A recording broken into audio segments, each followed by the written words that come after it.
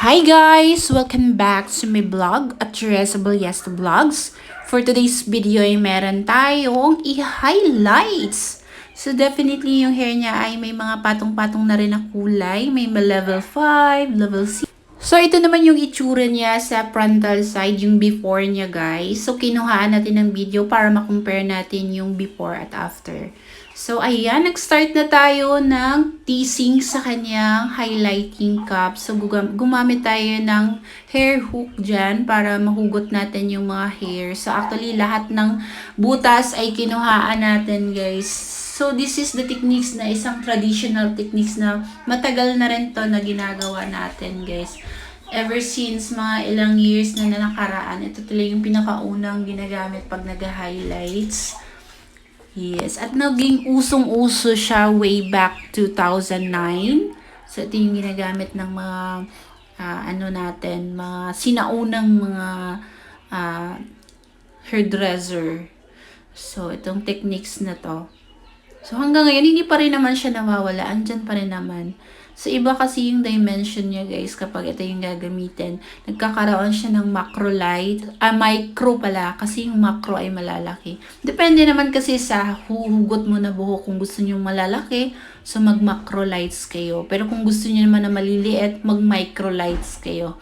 So, sa types na ginagawa ko, guys, nag-micro tayo dyan, maliliit na buhok. Tapos, lahat talaga ng butas ay kinukuhaan natin. So, ganyan kaote mag-highlights. So, ito na po yung naging after niya nung nalagyan natin nung bleaching. So, nag-level 7 to 8 na siya. So, yan na po yung result. Tapos, after that ay binalawan na natin. Ito na yung outcome. So, then, ito naman yung after na natin nakulaan. Lagyan natin ng kulay. So, 1:1 ratio yung ginawa natin dyan. So, yung nagbabad lang tayo dyan ng 10-11, tapos 6%. So, hindi ako nag-shadow routings dito. So, re-apply na naman tayo within 45 minutes. Then, babad natin ng 15 minutes. Then, after that, ay babanlawan na, guys. So, ayan. Sinasaturate lang natin yung mga parts na may mga yellow tone pa. Then, after that, ay babanlawan na natin siya, guys. So, it's more about 45 minutes to 55 minutes to 1 hour. Exactly yung naging time retention sa kanyang hair, guys.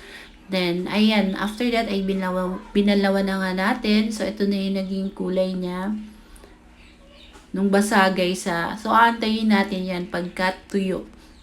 Then, after that, ay treatment natin. Nilagyan natin ng Brazilian. So, after Brazilian, blower agad para hindi mag-fade yung color.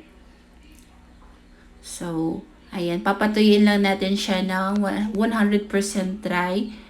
Then, after that, ay hair settings curling natin siya. So, mga big waves yung ginawa natin. Gumamit lang ako dyan ng curling iron by Conair. So, actually, yung Conair na curling iron na to, it's magta 10 years na yan sa akin, guys. Buhay pa rin, no? So, ganyan ako kasinop sa aking mga gamit. So, 10 years ko na yung ginagamit. Itong ating curling iron. So, manood lang kayo kung paano ako mag-curling iron. So, ayan. Stay tuned lang kayo dyan. So, kinurling iron natin para maano natin yung dimension, para makita natin yung dimension dyan, guys. So, yung heat niyan ay nasa 25. So, kasi hanggang 30 yan eh. Nasa 25, hindi natin pinold.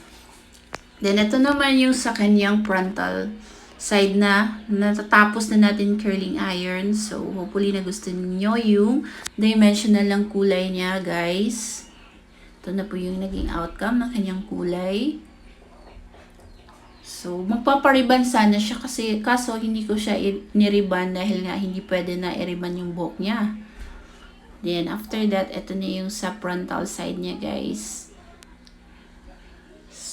So, ang hirap, guys, no? Dahil nag-i-edit pa ako, gumagawa ako ng videos. So, ganun talaga, grabe kahirap mag-editor. Ikaw pa mag-isa, ikaw pa mag-voice over. So, ganun kahirap yung ginagawa ko, guys. So, dito naman yung outer look niya. Yan na po yung naging outcome ng kanyang hair. Ito yung sa likod niya, guys. So, sobrang ganda ng kanyang hair. So, dinayo pa tayo ni ma'am. Galing pa siya ng Sagay. So, ito na yung sa frontal. Hopefully, nagustuhan niya yung naging kulay niya, guys. Nag-aagaw yung pagka-ash blonde na may pagka-ash brown na merong chocolate brown. Yung naging result ng kanyang hair, guys. So, it almost 4 hours ko siyang ginawa. So, compare natin sa before niya. Ito yung before niya. Ayan. So, kita yung mga regrowth niya na itim. Tapos, yung mga dry-dry sa dulo niya, guys. At ito naman yung naging outcome niya, guys. Anyway, guys, thank you for watching and God bless you all. Bye-bye. Sana may tutunan kayo.